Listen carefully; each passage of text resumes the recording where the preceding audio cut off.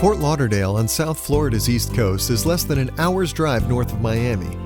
Its river and extensive canal system connect the Everglades with the Atlantic Ocean.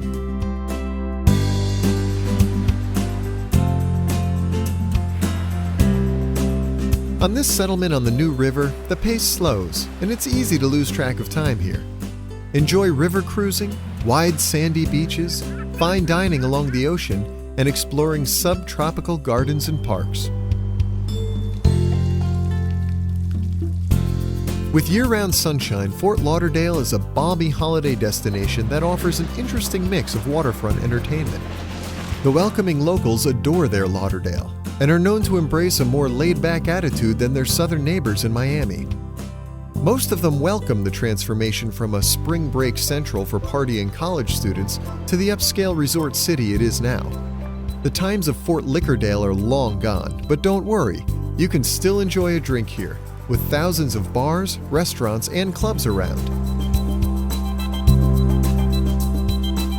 Being in the Sunshine State, you will see plenty of snowbirds, the local name for people who migrate down from the colder states to enjoy a winter on the beach. Thanks to this yearly tourism influx, luxury yachts line the marina, and posh hotels and showy cars flash up the promenade. After a breakfast along the river, browse the boutique shops in Las Olas Boulevard, or explore the banks of the New River downtown. For over 5,000 years, these waters have provided natural resources for Native Americans and European settlers. Nowadays, tourists can jump on a water taxi or do the Riverwalk, the city's hub for history, arts, and entertainment. Fort Lauderdale was named after the fortifications built here in 1838 to fight off Indian warriors. By 1911, when the city was incorporated, the Seminole tribe and settlers had come to more peaceful negotiations. The old trading house and post office were built by pioneer Frank Stranahan, the city's founder. Another time capsule is this 1899 replica classroom. Of similar old-school charm is the Georgian-style King-Cromartie House. If you look at the recycled plastic art, it is clear that time hasn't stood still in Fort Lauderdale. It just seems to move slower, with gravity. This kinetic clock at the Museum of Discovery and Science ticks away the minutes while you venture inside to learn about the weather, local ecosystems, and wildlife, including reef sharks and fish. The actual reef is just half a mile offshore, well away from the local anglers. For tourists in Fort Lauderdale, the days evolve around cruising and sunbathing.